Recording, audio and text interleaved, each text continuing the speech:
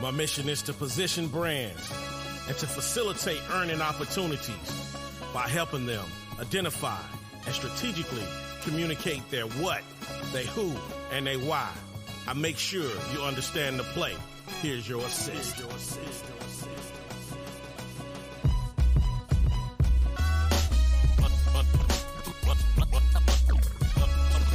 Understand the play. The business point guard. Understand the play. The business point guard. Understand the play. He gave me an assist. You're listening to Understanding the Play with Demetrius L. Brown, a.k.a. the Business Point Guard. How's everybody doing today? It's Demetrius L. Brown, a.k.a. the Business Point Guard, and I want to thank you for joining me on this Wednesday afternoon. It is hot, y'all. It is hot out here. Again, man, the sun is not playing games here in North Carolina. I don't know where you are right now. I don't know if it's hot there, but you know what? It got to be hot there. But hey, thank you for joining us on Understanding the Play. You know, Understanding the Play is the show that offers tools and resources to help people get to that next level of success. Help them to reach their defined level of success. You know, we bring in some great people who's been through the process, and it's at that level you want to be.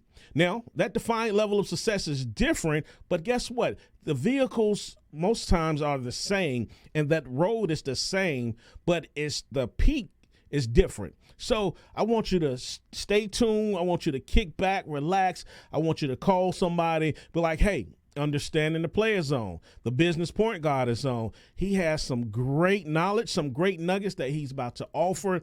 Today, my guest, Mark Ganim, he is going to talk about life insurance, health insurance, some annuities. He's going to talk about, you know, you might want to think about changing your profession. So, again, I want you to kick back, relax, get your pencil, get your paper, tablet, whatever you take your notes on. And when I come back from this break, get ready. I'm saying get ready to take your knowledge, to take your brand to the next level.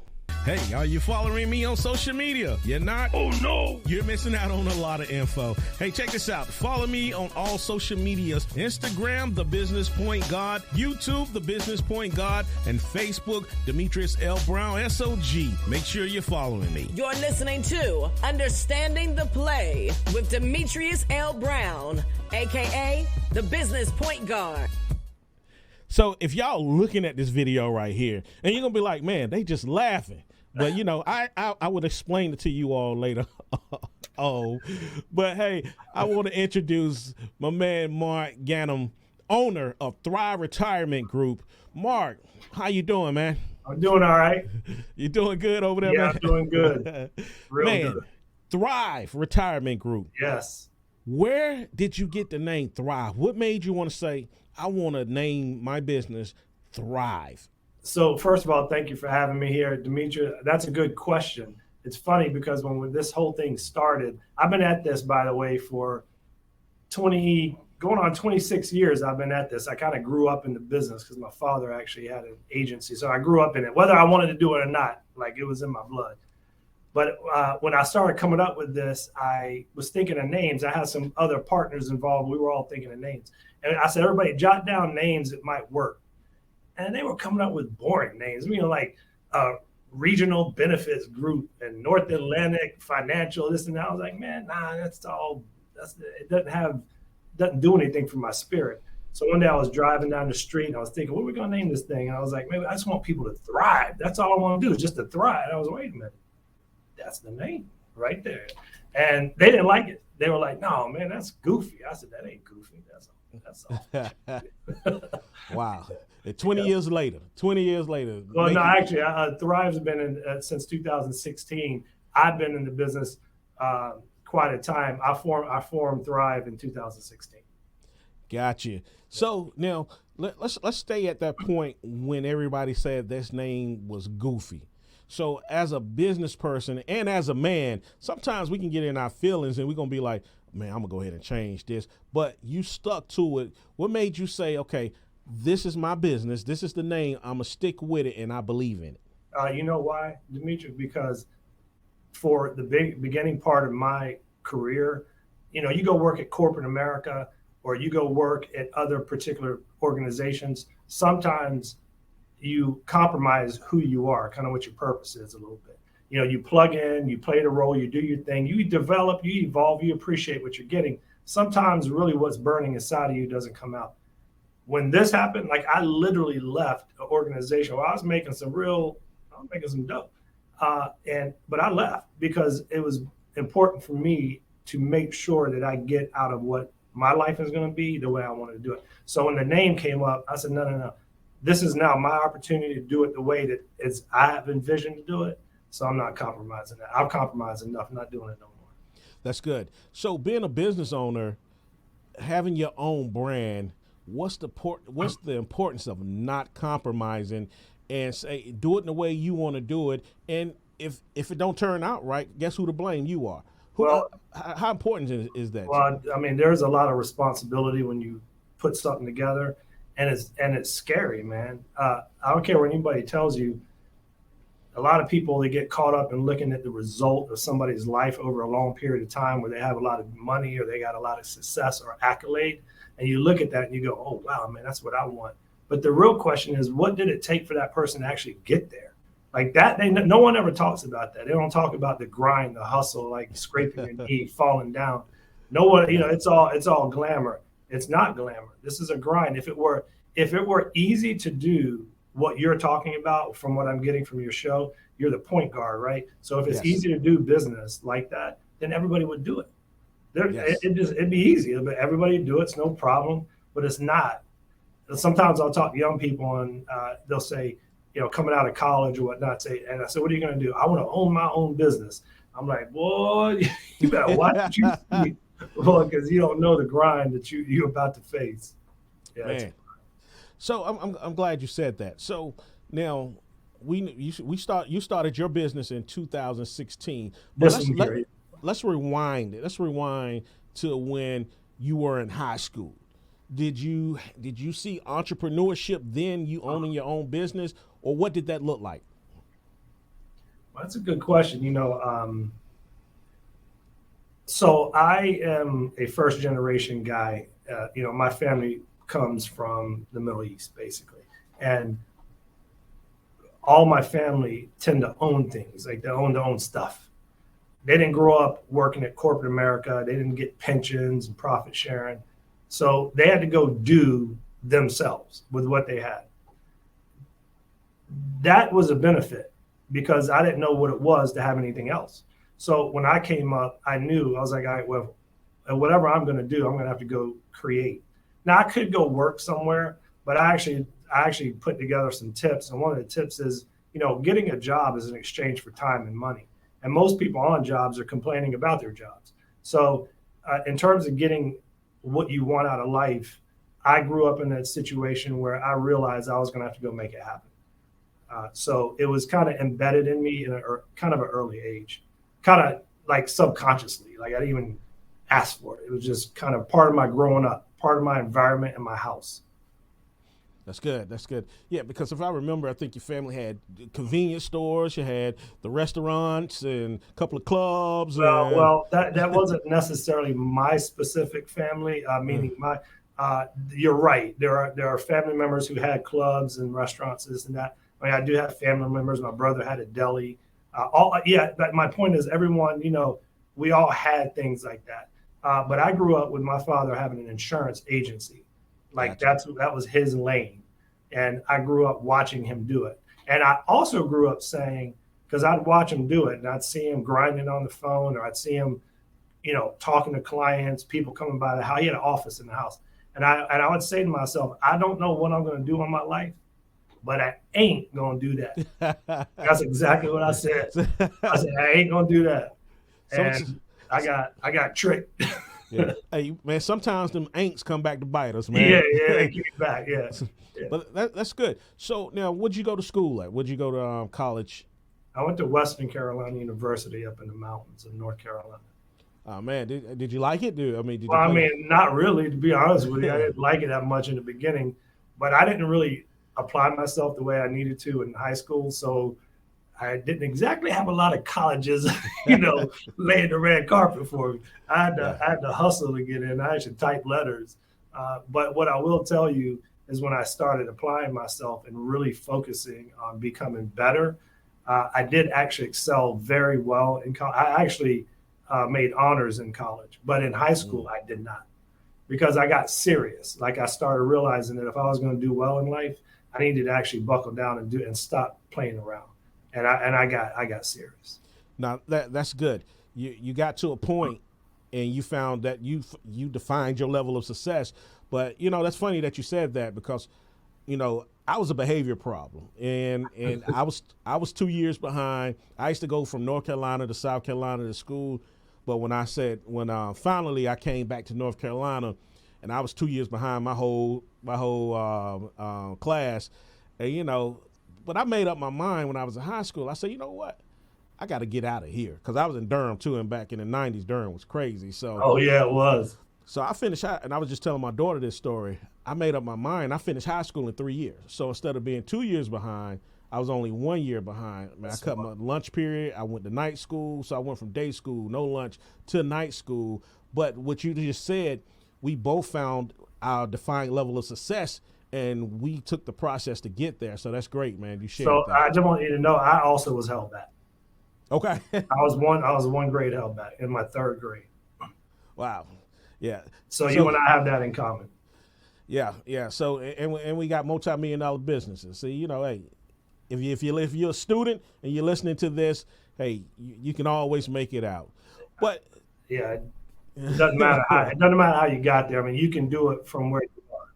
You can do it from where you are. That's good. So you went to Western Carolina University. Now you went from being just getting by student to becoming this straight A student in college.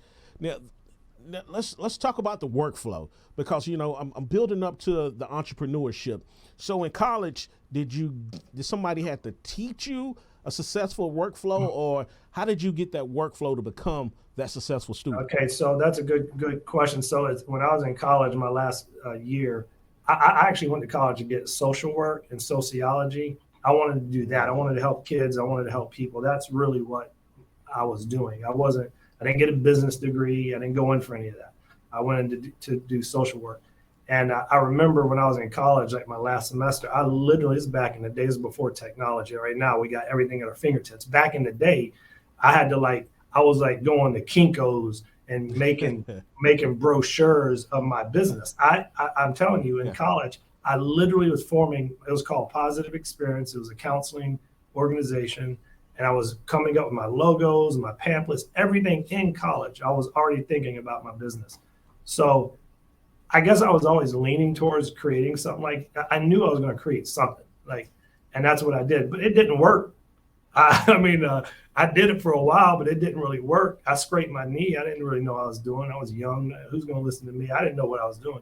But my point is, I was not afraid to go out there and make it happen.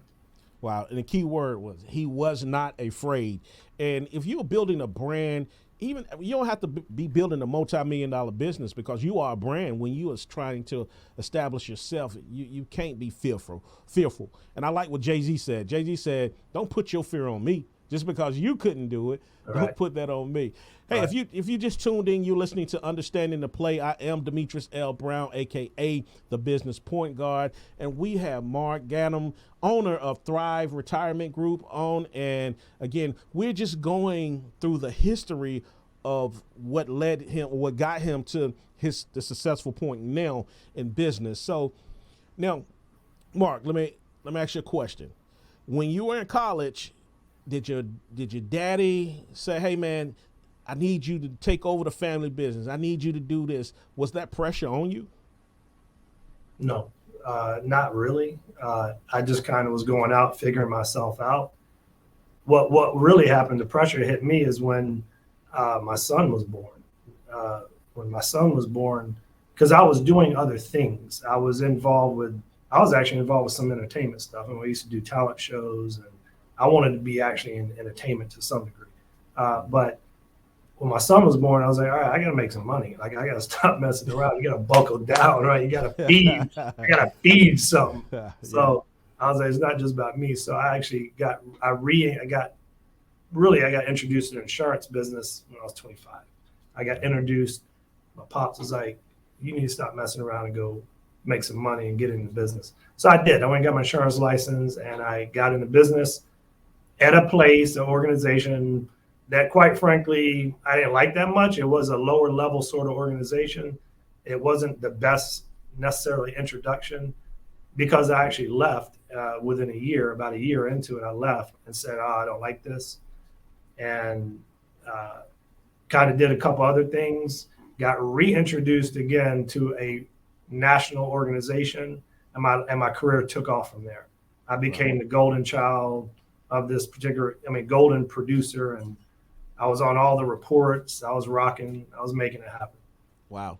And I'm going to take a break, and when we come back, we're going to tap Mark. We're going to tap his brain to see, what were the steps that got him to that golden child, that golden position, because, it's a process. It's steps to get to certain levels. It just don't happen overnight.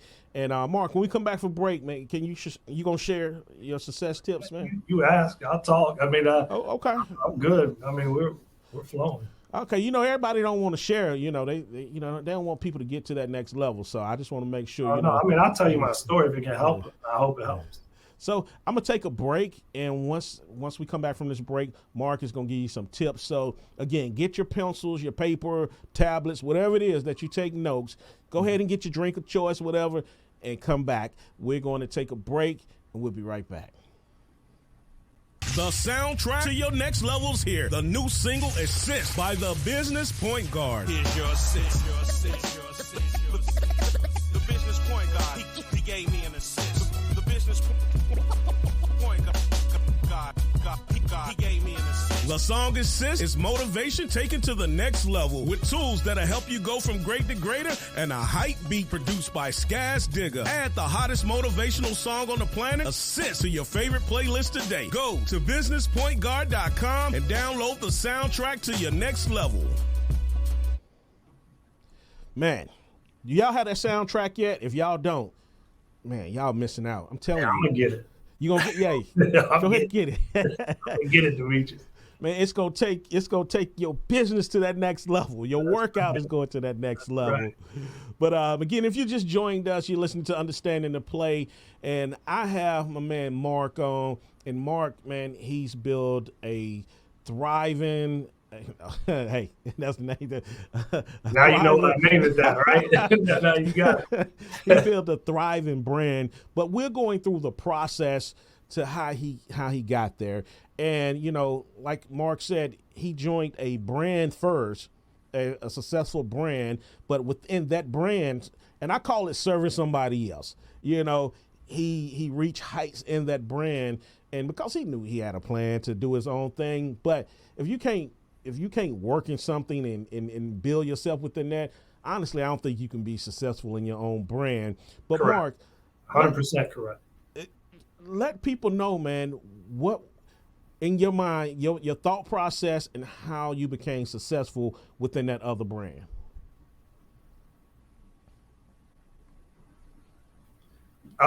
Debt motivation. I want to make it sound like it's something special. We want to say broke. Yeah. Okay, I was over here thinking, like, what am I going to say? Make it glamorous, right? Yeah.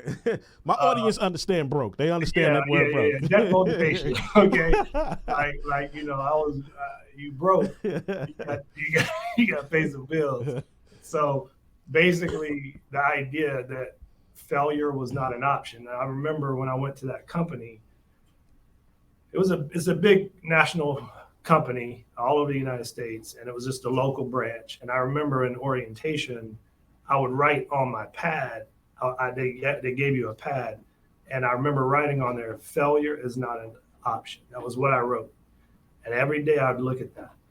And I was hired with other people, and a few of those, most of them weren't there in 6 and 8 months and a year later, but I was. And I went from making $20,000 a year that previous year to making $72,000 that next year. Wow. And that's back in the late 90s. So that may not sound like a lot today. And it's a fair amount now if somebody made it even locally. But back then in the late 90s, That was a lot of money. Yeah. that kind of got you a little, it launched you. So, but my point there is I was hired with people, and some of them didn't make it. Most of them didn't make it, quite honestly. But in my mind, I wasn't going to let that happen. So if they were talking negative or if they were down-mouthed in the situation, I was like, all right, you're a bad seed. I don't have time for you. I'm not here for friends. I'm here to make my life better. And so I kept grinding and kept staying focused and ended up being, at that time being a success for that operation. And let's back up too. And I love the honesty. And people, we got to be honest with ourselves. Everywhere we go, it ain't about meeting friends. It's about you taking care of your life, your family. And see, and people think, you don't want to meet no friends. No, I don't need no friends. Because guess what? My kids can't eat off of friends. You know what I'm saying? And I'm not here for friends. You know what I mean? So you have to be honest with yourself. Stop going into places and situations to make other people happy. You know what I'm saying? Of course, do your job. Do your job. Be effective. Do well. So, but okay, you said that, man. It just triggered something to me. Go ahead and you finish, man. Go ahead. Oh no, it's cool. I mean, yeah, no, because there's a saying. There's something you got to ask yourself in life. If you work somewhere or you do something, and that place for whatever reason no longer exists, would you go then and find another job like sort of a parallel job situation? And if you can, why would you? Is it because you worked for that organization or because you performed for that organization? There's two different things. People rely so much on their resume and because I work here, I work here, I work here. But what I want to know, I get that you have a resume, I get that you work places, but what I want to know is, did you perform at those places? That's good. That's a different psychology. That's good. Yeah, in my life, I perform everywhere I go. Yeah. And it's not because I'm a subordinate and somebody's going to tell me I must perform. It's because in my life, I'm going to perform. You just happen to get the benefit of my performance. See, that way you control your destiny. Now, that's good. And performance is actually pieces to the puzzle of your future. So if you're not performing, if you're a poor performer, you will never be successful at nothing, period. No. And then we talking about generational wealth. If you got kids, if your kids most likely gonna follow your path, they're gonna be low performers. But again, it has nothing to do with, and I like what you just said, it has nothing to do with subordinates. It has something to do with self. Because again, if you're trying to establish a future, and if you keep going from job to job, they say, hey, show me some results. And the only thing you could say, and I could tell, and you probably can tell this too, well, at this job, I helped generate such and such through this. No, you didn't. No, you didn't. But show me something. Show me performance, man. And that's good that you said that, because we don't believe in performance no more. We believe in just getting by. And honestly, looking at what you built, doing the research, you ain't no just get by guy. You know what I'm saying? So you gotta bring value. So we talk about value. What's one, if you had one, and I know you probably got many, if you had to tell if the mic shut off right now, we lost all connection, and you had to say one thing that brings value to a person, like what would that one thing be? That brings value to a person's life? Yes. Honesty. Be honest with yourself. Personal growth and development. Honesty. If you're not honest with yourself and you're not willing to work through your blockers, is what I call it, your blockers and your familiars, if you're not willing to work through that, then you're not willing to be strong enough, brave enough, courageous enough to be honest with yourself and to evolve. If you don't evolve, you stay static. The world moves fast. It doesn't have, and so your world has to move fast. And the only way you make your world move fast is to be honest with yourself, face yourself in the mirror and find out what your gifts are and what your strengths are, and be real with the things that are not the best parts of yourself, and be honest with yourself to develop them. So let me ask you a question. Has there been a time at your peak performance that you had to be honest with yourself and you were like, man, I'm slacking right now. I'm just doing what it is to get by. During your peak success? Yeah, there's always moments like that. It doesn't matter who you are. It doesn't matter how high at the level that you perform. I mean, Jay-Z is, people may consider him, he's arrived, but maybe if you ask him, he's like, nah, I haven't arrived.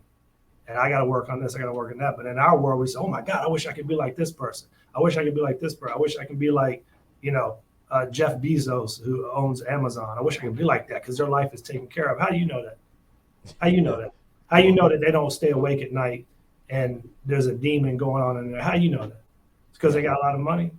See, my point is the personal growth part of your life and the money part of your life, they're two different elements. Money does make, I don't ever apologize for having money or wanting money. I don't apologize for that because that's a poor man's mindset to apologize for that.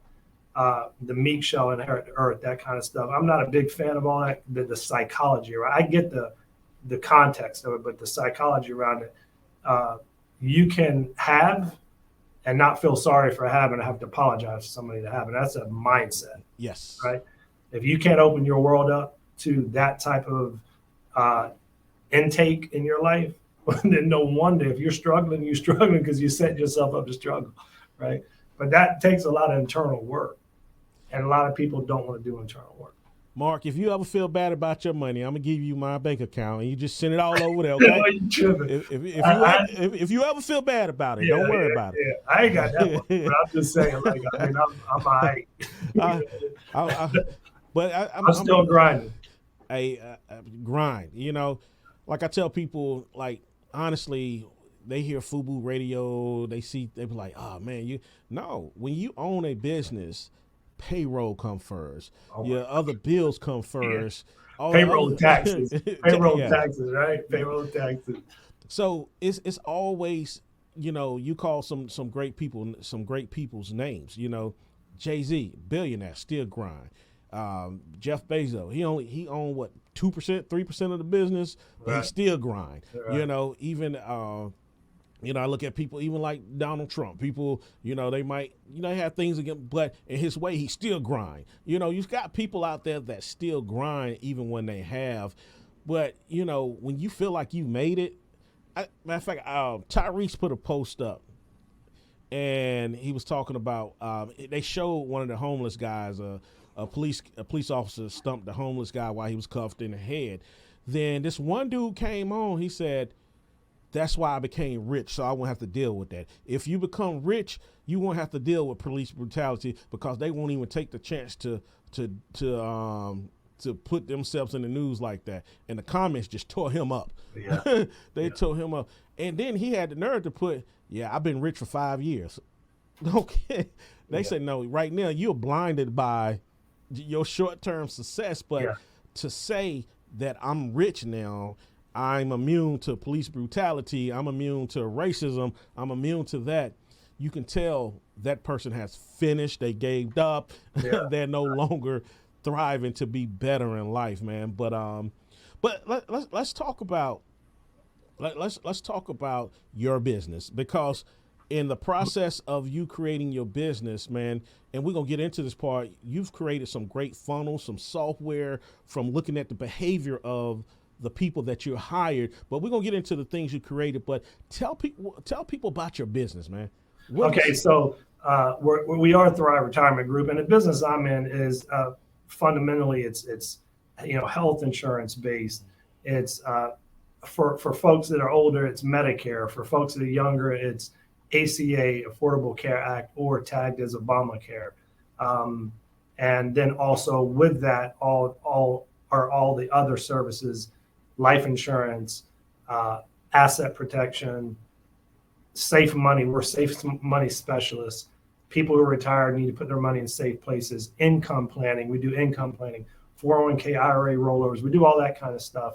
And so we're full service holistically across the board in terms of our service. And so, yeah, and we focused on, we're full service across the board for folks that are baby boomers and also folks that are younger. So looking at your products and your services, Yeah. they all have to deal with people's lives, a form of protection, a bubble of protection, being from health insurance, being from life insurance, being from even, your annuity programs. What made Mark say, okay, hey, I know it's a lot of money in these areas, but you have to have that type of heart to say, I want to make sure people are protected to start this type of business, to get in that business, because it's not an easy business. Well, I mean, it's not easy, but it's very worth it. This is what I'll say. It's very worth it because one of the most powerful parts about it is and what I tell people is that you're in business for yourself, but not by yourself. So we're a plug and play platform. Basically, who we are is we have systems already set up, lead systems. I built technology. I fell into the technology part and I ran with it. I have programmers now. We're developing our own technology, CRM and commission accounting system, and our lead systems. So all that's being formulated. It runs our company now, but it's being formulated and evolving. So as I'm building Thrive from an insurance distribution standpoint, I'm also fell into the technology side, and now I'm building a side brand for that too. So my mind's always thinking. I'm always paying attention to what's happening. But from the standpoint, we are looking to, if folks are looking, I don't know where your listeners are, but if they are in the Triad area or in Central North Carolina, we're expanding quite a bit. And if folks are looking to possibly explore new career ideas, this is a great one to explore. Now, when we're talking about new career, are we talking about franchisees, or are we talking about agents, or are we talking about employees? Agents, and of course, if we are looking at expanding and creating a point of presence in the Raleigh area, your area, and also in Charlotte. I do have reps in Raleigh and in Charlotte looking at building a point of presence, brick and mortar in those places. But we have agents all over North Carolina. So now that was so people who want to change careers or get into something new. But let me back up to people who are looking to be insured, different programs. Now our listeners are all over. Can people call you from New York and get a plan? Can they call you from different states? So that's a good question. Actually, at one point I was in 17 states, and now we're in 12 states. It's just the needs in those states. However, New York's not one of them. New York, I will tell you, is a very difficult state to do business in. Yes, it is. There are fundamentals behind it. There's a reason why I say that. I'm not going to get into the logistics, but there's some domicile sort of relationships that New York imposes on people to do business there. But no, we're not in New York, but we are in Tennessee, Georgia, Florida. We're in North Carolina, headquartered in North Carolina, but South Carolina, Tennessee, all the border states, Georgia, Florida, Texas. We're in a few places. So again, you heard it there. So, if you are in these areas, if you don't have any health insurance, life insurance, the site is at the bottom. You can see if you're just listening, go to thriveretirementgroup.com. If you can't spell, Thrive is THRIVE, retirement, RETIREMENT group.com. Because again, we shouldn't be out here without no type of insurance. And I know some of us are going through some financial crisis, some financial problems. But hey, Demetrius, Obamacare has helped a large amount of the population. I'm glad you said that. So you all have programs, and let me ask you a question. So not even just the programs, when people call, do y'all have the right people in place to guide them to the right product to use? Oh yeah. I have reps that can assist people and walk them through the requirements and help connecting them to the right sort of plans. And that's across the board, whether it's Medicare for a senior or whether it's a young person who's trying to connect to health insurance. Open enrollment season is coming up in October and November. So the end of the year is when all the open enrollment seasons begin. You get a lot of media, you get a lot of infomercials. That's where you see the JJ Walker commercials. If you have an antenna TV like I do, I don't pay for cable. I'm smart. But the point is, so all these types of infomercials will be coming out at the end of the year. That's the open enrollment season. That's where it gets real busy. And if you got a child who's about to turn 26, yeah, you better, they got to find something, especially if they work for the state. You know, the state, they'll drop them the day they turn 26. So again, me and my daughter's turning 26, so we're working on getting her. Well, she turned 26 a couple of weeks, so But if you got a child turning 26, they still on your insurance. Figure it out now. Figure it out. That's right. Because depending wherever they work at and how they do, they might have to take a physical, and physicals you can't get them just like that. It takes a minute to get physicals, so. So just be mindful, but the site is at the bottom. Mark and his team can help you find that right product that you need. Life insurance, man. Oh, man. Y'all got GoFundMe product there, GoFundMe, nah. But that's the new life insurance though, right? GoFundMe, right? Well, I mean, that's a bad one if that's what you're doing. If anybody's doing it, it's not a good idea. I mean, there are new ways that people, I know cremation is a big choice for people, but I think that life insurance is hold on, Mark, and I joked because people are using GoFundMe, and I know people might say that's nothing to joke about. People might not have the money, but guess what? If you're out here buying wigs, buying shoes, you're spending money on this, you can buy life insurance. So don't get mad at me, but GoFundMe is not the way to wait till somebody died. Then you're trying to put other people in you're trying to get people at your emergency to bury somebody. But correct. Okay, Mark, here you go. There you go. I'm giving it back to you. Yeah, you're right. I mean, actually, the GoFundMe today is what was back in the day when people used to pass a hat around at the funeral and say, help out, pay these bills. But at the end of the day, that's, there's it's multi-layered because, what wealthy people do with life insurance is very different than what maybe some other folks do. Wealthy people dive a lot of money into life insurance for a lot of tax reasons, benefit reasons, and a lot of money that passes down to estates, like people who are, let's say, high net worth folks. They actually pass a lot of money down through life insurance. A lot of people don't know. I mean, I don't know if they know it or not, but essentially there's ways of creating legacy, a transferring of assets to heirs in very tax beneficial ways.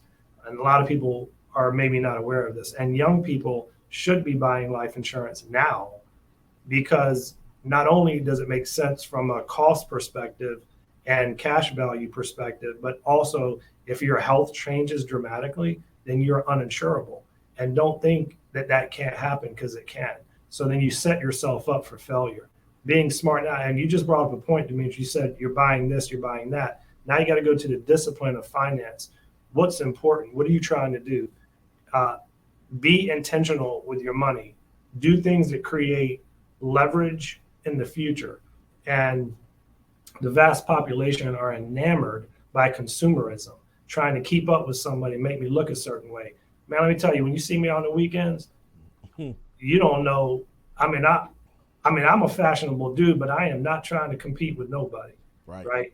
The ones that are the quietest, the ones that are the most unnoticed, oftentimes have far more than you think they have. They're not trying to keep up with anybody. You got to be smart. That's good. That's good. And and that's a whole nother show, even to talk about I got to bring you to Durham, and let's talk to the small businesses out here who have these businesses, no type of life insurance, no type of protection if they die. So the city the state get everything, or it's held up in here. So we have to bring you back. Probate issues, all that stuff.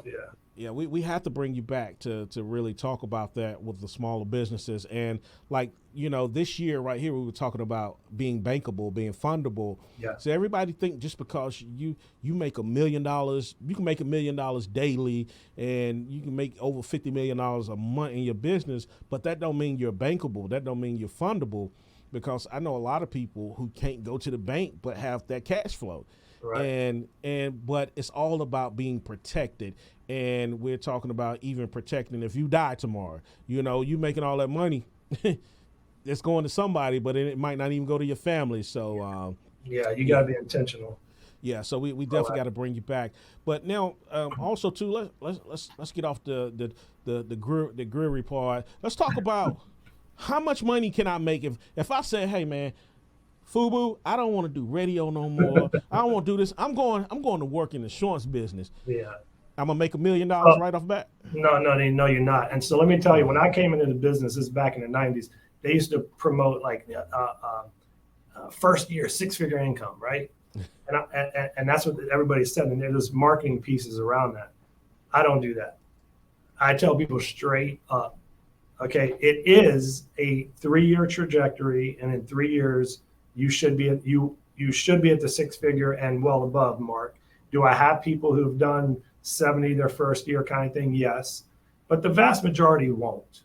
And business doesn't say that. I'm telling you right now, if you go and look, this is a problem I have with the business. If you go search it out, like a lot of people get disenchanted. They get disenchanted and they're like, nah, I ain't doing that, man. Because I tried it here or I heard somebody here. Yeah, but that doesn't mean you're at the right place. The other thing is like when you see these ads saying make 6 figures in your first year, I call BS on that. The chances of people making 6 figures in their first year, it's not very strong. But in my business, we have systems set up where you have a nice positive trajectory. And in the 3rd year, based on the way we do our business, you should be at or above the 6-figure. And then beyond that, it grows from there. And so I'm very honest and upfront with expectations. So let me ask you this then. So if I'm say I don't have any money, I'm broke, and I need to get in a field, a profession, will this be for me? Do I need a part-time job while I'm doing this? Will I make some money in the beginning? Yeah. Yeah, these are good questions. So we have systems designed. We have paid training and advanced commissions on the deal. No, this is the full-time gig in terms of the Thrive Insurance. Thrive Retirement Group side. It's a full-time deal. It's not part-time. If somebody wanted to work part-time or dabble in it, there's another division that I have that somebody could connect to. Ask me how many of those folks actually hit high levels of success doing that. I tell you not much, because at the end of the day, if you don't put all you have into something, you can't get a full-time result by a part-time effort. That's just impossible. That's good. Yeah, it's just not going to happen. Say that again, man. Repeat that for the people. You cannot get a full-time result with a part-time effort. Man, people do remember that. Hey, if you just tuned in, you're listening to Understanding the Play. I am Demetrius L. Brown, a.k.a. the Business Point Guard, and we're talking to my man. Can I call you homie since we've been talking for about 45 minutes now? Yeah. You know? You can call me Mark and Mark. Whatever you want. Now, I ain't gonna call you Marky Mark. I mean, you like you're more hip than Marky Mark. You know what I'm saying? I am. I'm more real too. So we're talking to Mark Ganim, the owner and founder of Thrive Retirement Group. And again, if you go online, you check it out. He has a lot of products that can help you in your life right now, can help you plan for the future, can help you protect your family. And again, if you're looking for a career change, again, he has openings in just the local area. He has openings in the North Carolina area, just North Carolina, right? Yeah, in the Triad area. Again, I have reps that are in Raleigh and Charlotte. They come here once a week for our trainings. We have systems in place, sales training, product training, lead programs that I can distribute all throughout, really in the United States. I have telemarketers that work with us, lead programs and all that kind of stuff, mail drop campaigns. But yeah, career opportunities are real big with us. And I encourage, if anybody is listening who shies away from this by the way, this is not a multi-level marketing deal. I want to make crystal clear about that on the front end. There's some organizations out there that appear to be more MLM than anything else. We ain't that. Okay, I'll tell you that right now. We are a real career opportunity. Are we for everybody? No. But if you're the right person, you're not going to want to miss it because it's really life-changing. And I don't mean this like as a promotion. It is literally life-changing. It will change your life. If you treat it right, it will treat you so good. That's good. That's good. And the company believe in giving back. They give back to St. Jude. They give back to Feeding America. But hey, check this out. We're about to wrap this up. Give me 5 nuggets. I don't know how many nuggets. Well, you got? The thing is, see, the 5 nuggets I have prepared are going to take longer than a few minutes. But I'm going to pick out just a couple now because I don't know if we have time for it. But the one idea is identify where you're needed. Okay. There are a lot of people looking for the next thing. I'll call it the fad versus deeply rooted systems, right? The fad. Identify where you're needed. The insurance industry needs new talent, needs millennials, and needs young people. Because really, this is an older business. That's why young people don't look at it. I don't want to do that. It's boring. I want to be around a bunch of old people for. Well, I'll tell you why. Because there's money there. If you say, people say it's boring. It's boring. It's not something I want. I'm not interested in. Well, let me ask you this. Do you like money in the bank? Are you interested in that? Is that boring? You want sexy? You want sexy. I want to be an influencer. I want to be this. I want to be that. That's sexy. But you know the percentage of success in those industries? I know them. Yeah. They're minuscule. Minuscule. You don't waste a lot of time. Look, I'm not going to tell you it's the sexiest thing in the world, but I tell you this, it's real sexy to have money in the bank. And so that creates a whole new view of life. So I think identify where you're needed is the number one tip. Identify where you're needed. Industry needs folks, and they need raw materials. We can help coach and develop people here where I am, as long as we're matched synergetically on what your ambitions are in life. That's tip number one. I have a couple other tips as well. Cheryl, man, it seems like you finna go somewhere. I know I'm gonna go somewhere, but I don't know how much time you have. People might be shutting off. I don't know. But find new circles, right? If you can tell the success or the potential success of a person by looking at their three closest friends, right? If your three closest friends are not moving in the direction that you see success, you need to find new friends. You need to find new circles, right? And so find mentors, people who are moving in the direction of success and achievement. And if that means you getting uncomfortable, well, get uncomfortable, because maybe your comfort zone is not going to produce the results you're looking for. Now you're just spinning your wheels. You're not going anywhere. So find new circles. That's tip number two. We are a circle, and we're a good one to be a part of. Might it be uncomfortable at times? Yes, but uncomfort is good. If you're, because it's like you're growing, you're expanding, your wings are expanding. So that's find new circles. Number three, I'm gonna say it real quick, is grow personally and professionally. Focus on personal growth and development. The greatest investment you can make is in yourself. Stop wasting time externally. Look at yourself. Nothing outside is gonna, other than your spirit and pursuing your spiritual needs. Most of it, it's not external. It's all internal, right? Young people, here's a challenge for young people. Technology has hurt young people. These quick videos, these 20-second videos, that's all we think now, right? So, but in my business, you have to sit in front of a person face to face and have a 2-hour conversation. Young folk don't like that. They just want to be 5 minutes. Transactional, it's all transactional, quick transactional. And our business is deep, right? So develop yourself. A young person that does this will literally be wealthy in 10 years in my business. Wealthy, not just a little money, wealthy. But young folk sometimes don't focus on the right things. They're wasting their time spinning their wheels on the wrong things. Know the numbers. This is number 4. Know the numbers, meaning whatever you're pursuing in life, know the numbers, the chances of success. In my business, we help a lot of people succeed. We have good numbers, right? So know your numbers. What does it take to be a professional athlete, a musician? Less than 0.0001%, right? Or a musician or a producer, an influencer. Know your numbers. In my business, there are people living very, very good, comfortable lives, and our percentages are higher. And finally, know residual income. Create residual income. Know that when you're getting paid and you're sleeping, understand this. If you're getting paid and you're sleeping, you've hit residual. And a lot of industries don't do that. Industry most is exchange for time and money. How much time do I have to give you? How much money do I get back? There's no residual opportunity there. But in our business, there's residual. I used to have an ATM business, right? I used to put ATMs all over town in clubs and restaurants and this and that. I'd be asleep 4 o'clock in the morning and the ATM's making money. That's residual, right? In the insurance business, your client base, your book of business makes you money for years. And in our business, you own your book of business. So again, those are the 5 tips. I did it really fast, Demetrius. I'm sorry if I did it too fast. That's good. That's good. Identify where you're needed, find new circles, grow personally and professionally, know the numbers of whatever you're pursuing, and get to know residual income. Those are the 5 tips that'll change your life. Man, y'all heard it. What a way to close out this show. Man, we closed it out with a bang. Mark.